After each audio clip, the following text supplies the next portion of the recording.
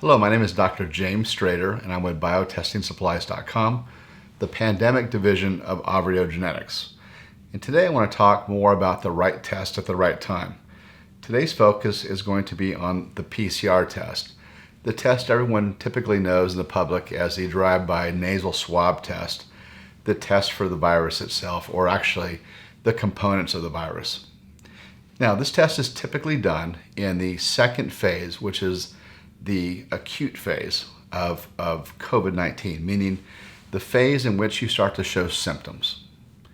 During this phase, PCR testing is best used and is most accurate on approximately day 10, which is 10 days from the day you were coughed or sneezed on, or 5 days from when you started noticing symptoms.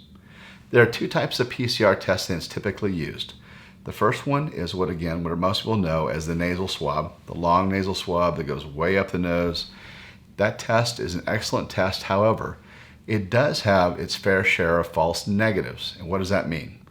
False negatives mean that a person with COVID is tested and then told afterwards they don't have it. Why would that happen? That typically happens with PCR nasal swab testing because when the nasal swab was inserted into the nose, it did not capture a virus.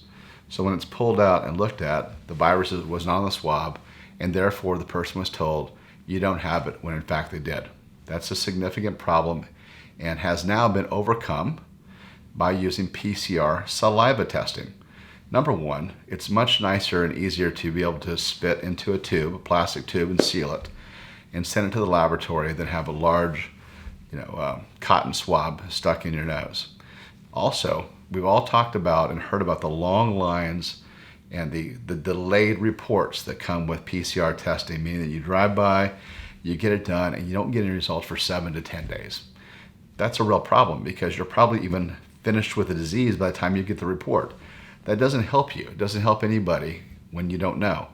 You don't know then, you need to isolate, or etc. So with PCR testing with saliva is much quicker. In fact, because of the way the PCR samples are processed, PCR saliva testing is oftentimes done in less than 1/3 the time it takes to do nasal PCR.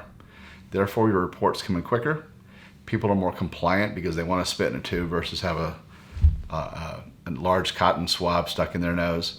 And people are more compliant across the board, meaning that if you're going back to school, back to work, etc., people are more willing to get tested when it's not uncomfortable. So PCR saliva testing is a new thing.